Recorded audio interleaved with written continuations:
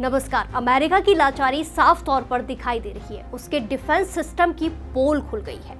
Iran ने middle east में America के कई ठिकानों पर हमले कर उन्हें धुआं धुआं कर दिया है। अमेरिका लाचार दिखाई दे रहा है। हालात तो ये है कि इजराइल में फंसे अमेरिकी नागरिकों के सामने उसने हाथ खड़े कर दिए हैं। ये वही डिफेंस सिस्टम है जिससे अमेरिका भारत को बचाना चाहता था।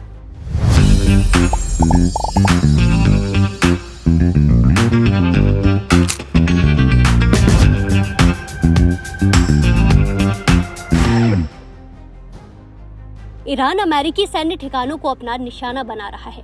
इसके साथ ही इजराइल पर ताबड़तोड़ मिसाइलें दाग रहा है। यहाँ तक कि ईरान ने बहरीन में यूएस नेवी के 5th फ्लीट हेडक्वार्टर्स पर हमला किया। यह headquarters United states navy 5th fleet का मेन ऑपरेशन सेंटर है और इसे ही निशाना बनाया गया है। इसके बाद धुआं उठता दिखाई दिया, जिसे देखने से माना जा रहा है कि अमेरिकी एयर डिफेंस में कमियां हैं। ऐसे में अमेरिका और इस इलाके में जो भी उसके साथी देश हैं, उनके लिए चिंता का विषय है।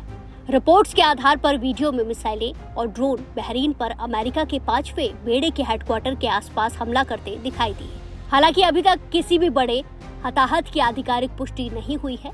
ऐसे में शायद अमेरिकी मिलिट्री को हमले की आशंका पहले से ही रही होगी और सावधानी बरतते हुए हमले से पहले ही उसने अपने लोगों को यहाँ से निकाल लिया होगा। अब ऐसे में ईरान के हमले के बाद अमेरिकी एयर डिफेंस सिस्टम पर सवाल उठ रहे हैं। सवाल ये कि अमेरिकी एयर डिफेंस सिस्टम अपने ऊपर हुए हमले को क्यों नहीं रोक पाया। रिपोर्ट्स के अनुसार कुछ शाहिद ड्रोन डिफेंस लेयर को पार करते दिखे। आपको बता दें कि ईरान का शाहिद 136 ड्रोन लो एल्टीट्यूड पर उड़ता है। रडार से बचना इसकी खासियत मानी जाती है और इसकी रेंज लगभग 2000 से 2500 किलोमीटर तक बताई जाती है। हालांकि अमेरिका ने थाड और patriot missile defence system deploy किए हैं, जो बैलिस्टिक मिसाइलों को मार गिराने में काम आते हैं, लेकिन काफी महंगे होने के साथ इनकी संख्या भी कम है।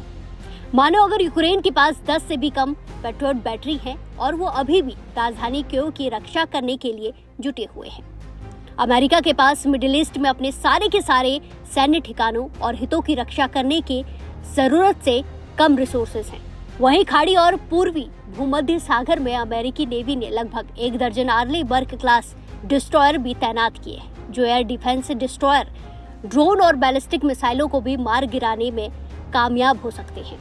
और ये ड्रोन और मिसाइलें यमन में ईरान समर्थित होती विरोधियों के खिलाफ रेड सी में पहले ही असरदार साबित हो चुकी हैं। साल 2024 से 2026 के बीच की बात करें तो अमेरिका ने लगभग 400 हुती ड्रोन और मिसाइलों को इंटरसेप्ट किया है और अमेरिकी फाइटर जेट भी ड्रोन और मिसाइलों को इंटरसेप्ट करने में सक्षम है। ऐसे में अब अमेरिका के पास इस इलाके में 100 से ज्यादा लड़ाकू विमान हैं, लेकिन जिस हिसाब से ईरान की तरफ से हमले हो रहे हैं, एक्सपर्ट का कहना है कि लार्ज स्केल और मिसाइल अटैक के सामने इनकी कैपेसिटी लिमिटेड हो सकती है।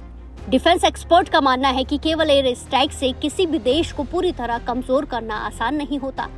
वहीं देखा जाए तो अमेरिका के पास ज्यादा रिसोर्सेज हैं और इन सब से अमेरिका इजराइल के साथ मिलकर ईरान की ड्रोन और मिसाइल फैक्ट्रियों और लॉन्च साइट्स को टारगेट करेगा। लेकिन ये सब करना आसान नहीं होगा। अगर ये जंग लंबी चलती है तो सिर्फ ईरान के लिए ही नहीं, बल्कि अमेरिका के हथियारों के स्टॉक और सप्लाई के लिए भी एक चुनौती होगी, क्योंकि ये एक ऐसा युद्ध है जो अमेरिका से काफी दूर लड़ा जा रहा है।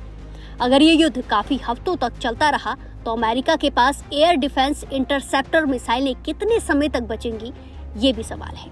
वहीं संघर्ष के असर की बात की जाए तो ये असर सिर्फ मिडिल ईस्ट तक सीमित नहीं है। इससे क्रूड ऑयल प्राइस में उछाल आएगा, कई इंटरनेशनल फ्लाइट्स रीरूट होंगी, शिपिंग रूट्स पर खतरा बढ़ेगा। इसी के साथ भारत के साथ साथ कई देशों की एनर्जी सिक्योरिटी पर असर देखने को मिलेगा। भारत जैसे देश जो तेल आयात पर निर्भर हैं, उनके लिए ये स्थिति बड़ी चिंता वाली हो सकती है। युद्ध को लेकर फिलहाल हालात बेहद संवेदनशील है। मिडिल ईस्ट में ये टकराव पूरी दुनिया के लिए बहुत बड़ा खतरा है। आने वाले कुछ दिन तय करेंगे कि ये जंग, ये युद्ध सीमित रहेगा या एक बड़े युद्ध का रूप लेता है। ये भी देखना होगा क्या कि डिप्लोमेटिक इंटरवेंशन से ये युद्ध को रोका जा सकता है या फिर नहीं।